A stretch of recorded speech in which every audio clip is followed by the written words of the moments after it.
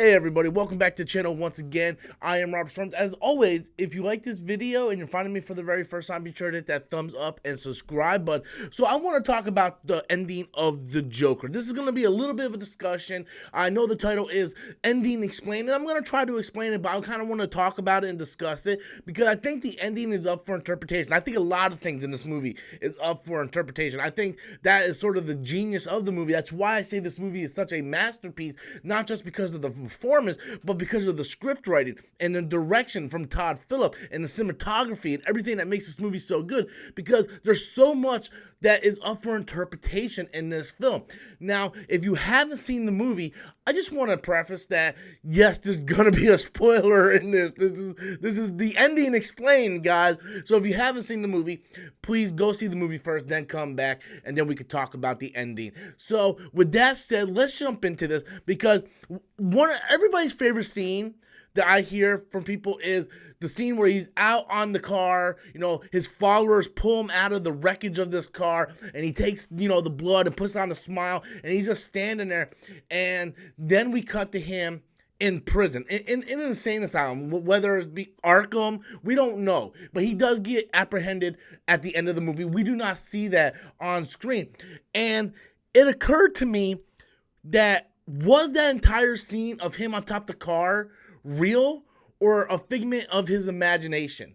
And the reason why I come to this, and I can't take full credit for this, because I've seen a couple other YouTubers kind of present the same question, and they gave their take on it. I'm kind of give my take on it, because I didn't think about it until that moment. So I'm hoping that what I'm saying here is going to trigger something in your mind, and maybe you will question what you thought is real and not real at the end of this movie. We see the character that Zazie Beetz plays, and they look like they have a connection. Like, she's the only one that really gets him.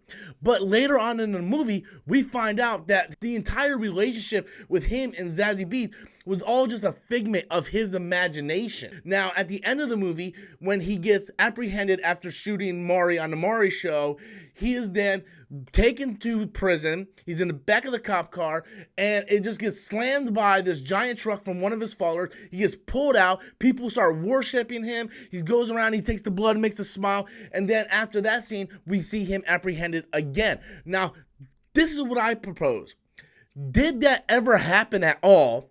Was he just apprehended at the end of the Maury show and just brought to the prison, and he imagined the whole car crash and him going up and celebrating and all that, and then the cops came back and arrested him again? Or was he always in the back of that police car and it never happened? It was just something he was thinking. It's a very fascinating discussion, and that's what makes this movie so great. Like, the more you think about this movie, the more you discover new things about this movie. This is the movie you have to see multiple times just to get the kind of perspective on what's going on. Like, what's going on in Arthur Fleck's, brain. Like, was his mom nuts? Was she not nuts? Was he abused? Is he really Thomas Wayne's son? There's so many things and so many questions, and there is no clear-cut answer. It's how you, the viewer, interpret it. So if you think that the ending was just a figment of his imagination, no one can sit there and say you're wrong, because up for your interpretation. If you think he got on that car and he put on that smile in front of all of his people, then that is what you interpret, which makes it real for you. It really comes down to what you believe. And that's why this is such an artsy film. That's why this film deserves an Oscar nomination. And it's just, to me, it's a masterpiece. The more I think about it, the more I'm like, man, I am just like fascinated by this film. I never thought a comic book film could have so many different layers, and I think that's really what separates this movie from other comic book movies, even other great comic book movies like The Dark Knight. Dark Knight is a fantastic movie, but there really isn't the layers in which you can, start to pull away like in this movie. So I thought the ending was just brilliant when I heard this idea, like, did this really happen?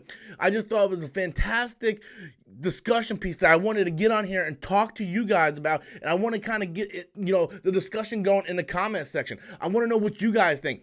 Do you think the ending was real? Did he just leave the show and go straight to prison, or was everything a figment of his imagination? Like, what do you guys think? Be sure to leave your comments in the comment box below. Until next time, as always, I am Robert Storms, and that's my opinion.